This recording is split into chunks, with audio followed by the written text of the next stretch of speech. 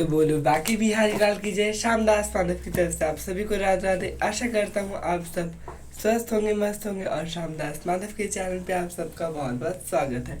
तो आज है मोहिनी एकादशी और उसी की मैं कथा करने जा रहा हूँ। कथा करने से पहले आपको हाथ पे तुलसी पत्र ले लेना है या पुष्प भी ले सकते हैं और फिर कथा खत्म होने के बाद विष्णु जी के चरणों में चढ़ा देना। और कथा करने से पहले थोड़ी स्तुति कर लेते हैं। आप श्रीमन नारायण जी की भी कर सकते हैं और मैं जो करता हूँ मैं आपको सुना ही देता हूँ। हरे राम राम राम हरे हरे, हरे कृष्णा कृष्णा कृष्णा हरे हरे, हरे राम राम राम हरे हरे, हरे कृष्णा कृष्णा कृष्णा हरे हरे। तो चले कथा शुरू करते हैं। वैशाख शुक्ल पक्ष की मोहिनी एकादशी। धर्मराज युधिष्ठिर बोले, हे कृष्ण, वैशाख मास के शुक्ल पक्ष की एकादशी का क्या नाम है तथा उसकी क्या कथा है? इस व्रत की विधि क्या है? सो सब विस्तार पूर्वक कहिए। श्री कृष्ण जी कहने लगे, धर्मराज, मैं आपसे एक कथा कहता हूँ जिसको महर्षि वशिष्ठ जी ने रामचंद्र जी से कहा था। जब सीता जी के वनवास के बाद श्री राम बहुत व्यथित थे, तब उन्होंने महर्षि वशिष्ठ से पूछा, हे गुरुदेव, कोई ऐसा व्रत बताइए जिससे समस्त पाप और दुख नष्ट हो जाए। महर्षि वशिष्ठ बोले, हे राम, यद्यपि आपको नाम के स्मरण करने से ही मनुष्य पवित्र और शुद्ध हो जाता है, तो भी आपका यह प्रश्न लोकहित के लिए बहुत ही सुंदर है। वैशाख मास के शुक्ल पक्ष में जो एकादशी आती है उसका नाम मोहिनी एकादशी है।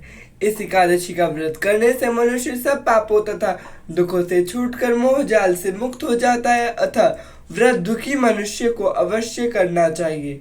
अब आप इसकी कथा ध्यानपूर्वक सुनिए। कथा शुरू करते हैं। सरस्वती नदी के किनारे भद्रावती नामक एक नगरी थी। वहां पर गुतिमान नामक चंद्रवंशी राजा राज्य करता था। उसी नगरी में धनवान एवं पुण्यवान धनपाल नामक एक वैश्य भी रहता था। वह अत्यंत धर्म आत्मा एवं विष्णु भक्त था। उसने नगर में अनेक भोजनालय, प्याऊ, कुआं, सरोवर, धर्मशाला आदि बनवाए थे और सड़कों पर आम, जामुन, नीम आदि के अनेक वृक्ष लगवाए थे। उस वैश्य के 5 पुत्र थे। इसमें धृष्ट बुद्धि नाम वाला 5वां पुत्र महापापी था। वह न तो ब्राह्मणों का आदर करता और न ही पितरों का सम्मान करता था। वह वैश्यागमी और जुआरी था। वह पर स्त्रियों के साथ भोग विलास करता तथा मघ मास का सेवन करता और अनेक कुकर्मों में अपने पिता के धन को नष्ट करता था। इन्हीं कारणों से उसके पिता भाइयों ने उसको घर से निकाल दिया। घर से निकाल देने के बाद वह अपने गहने और कपड़े बेचकर निर्वाह करने लगा।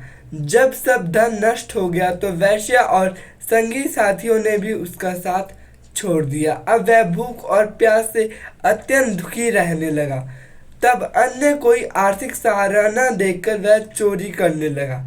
एक बार वह पकड़ा गया, परंतु सिपाहियों ने उसको वैश्य पुत्र जानकर छोड़ दिया। मगर जब दूसरी बार वह फिर पकड़ा गया तो उन्होंने राजा के सामने उपस्थित कर दिया। राजा ने उसे कारागार में बंद कर दिया।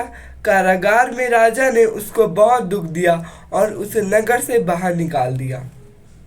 वह वन में चला गया और पशु पक्षियों को मारकर खाने लगा। कुछ समय के पश्चात वह बहेलिया बन गया और धनुष बाण लेकर पशु पक्षियों को मारकर खाने लगा।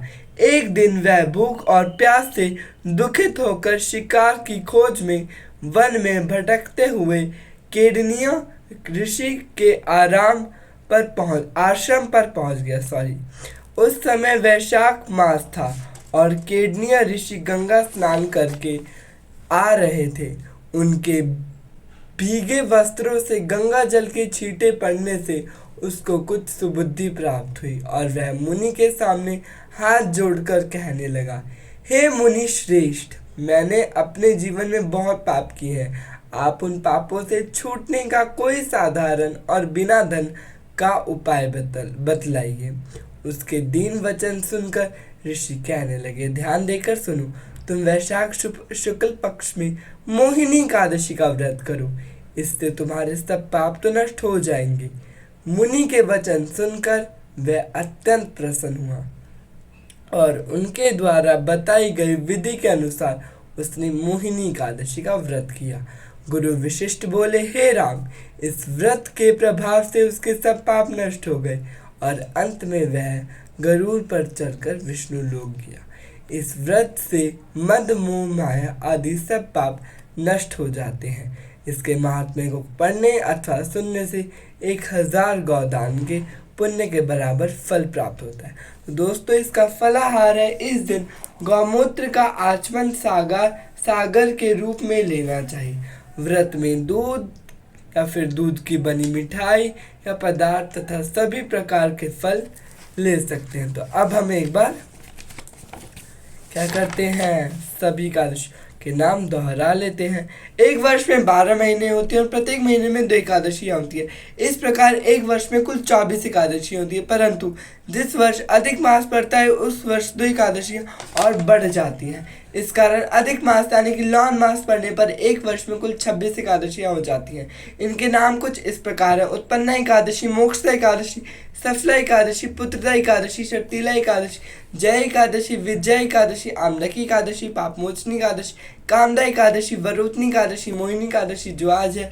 अगली है अपरा एकादशी, निर्जला एकादशी, योगिनी एकादशी, देवशयनी एकादशी, कामिका एकादशी, पुत्रदा एकादशी, परिवर्तनी एकादशी, पज्मा या वामन एकादशी, इंदिरा एकादशी, पाप आकुंशा एकादशी, रमा एकादशी और प्रबोधनी एकादशी।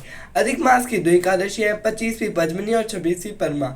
इस प्रकार कुल 26 एकादशियाँ होती है। ये सभी एकादशियाँ नाम के अनुसार फल देने वाली होती है, भवसागर से मुक्ति लाती और अंत में स्वर्गलोक प्राप्ति में सहायक होती है। तो अब जो आपके हाथ में तुलसी पत्र है वो आप विष्णु जी के चरणों में चढ़ा दें और आशा करता हूँ आपको कथा पसंद आई होगी। वीडियो पसंद आई होगी लाइक शेयर कमेंट तो करना ही, और बहुत दिनों बाद अब मैंने कथा उठा लिया है तो बताना कैसे लगी आपको कथा। तो हैप्पी मोहिनी एकादशी, और मोहिनी एकादशी आप सबके घर में सुख शांति लाते रहे और सबका जीवन सुखमय बीतता रहे। राधे राधे सभी मित्रों को।